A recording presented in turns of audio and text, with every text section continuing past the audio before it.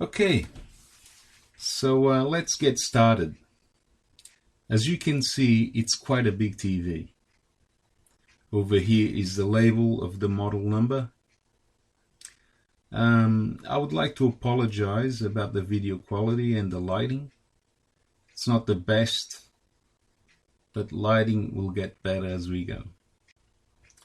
Okay, first I check how many panels is on the back. Some TVs got 3 panels, with screws, and you only need to take 1 panel. For what I can see on this one, it's got 2 panels, and basically I just need to take 1 big piece. So I don't need to remove this VGA cable that's here, these plugs, but the power cord must be removed. That's the first thing you need to do, is remove that cable. Okay, second, I check the type of screws. Some of these got all different sizes, different heads, and I can see there's probably 4 types of screws here. So anyway, third, I get what I need to remove the back panel. In this case, I got 4 cups to place the screws. I've got tape and a pen to mark the cups. And I've also got the Phillips screwdriver.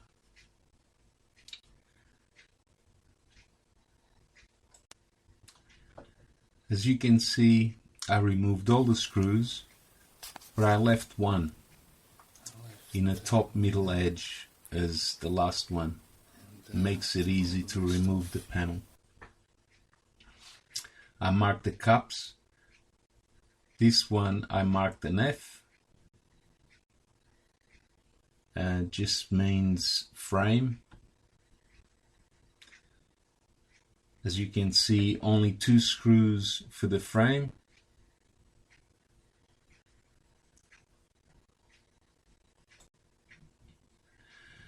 This one has a lot of screws with the letter E for edge around the TV.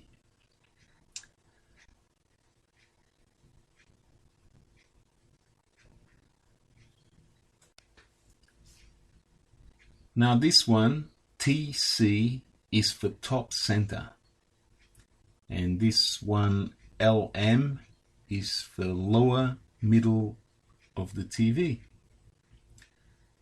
So now let's get the cover off.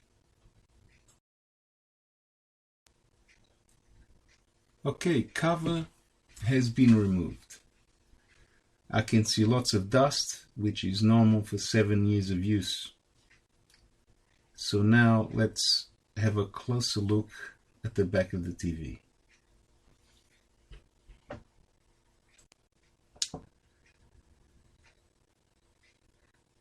Wow, the TV comes with a fan to cool down the power transistors. As you can see, it's full of dust. I mean, it's absolutely covered. Obviously, the fan is just stuck with the amount of dust. It's just not spinning, and it's obviously overheating the power transistors. These power transistors, as you can see, there's a heatsink there, and that heatsink needs to be cooled. So I'm 98% that this is the problem. Yeah, just by having a look around, I'm just looking at the transistors. Sometimes you see a burnt look on them, like a smoky color,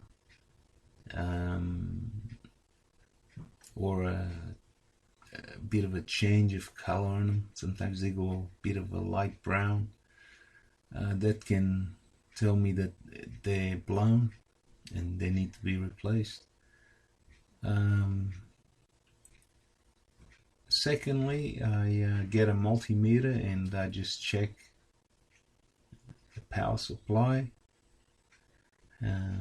If the power supply is going through these transistors, what it should go, but I don't think I'm gonna go that far. Okay, so now I'm just going to clean all the dust off and put the TV back together. Here are some of the tools I used for the cleanup. The brush was a soft brush, and just basically I didn't apply much pressure to it, and I just got the vacuum cleaner underneath to do the work. So it was a simple job. Most people would use the aerosol spray on a computer,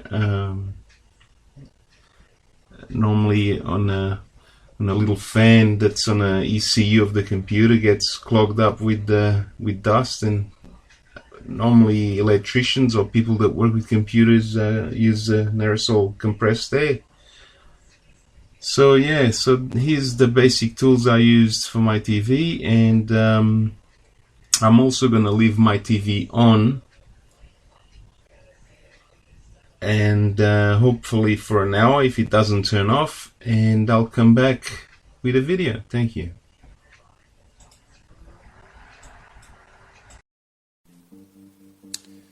Well, as you can see, it still works beautiful. Hasn't stopped at all. So basically it just needed the cleanup.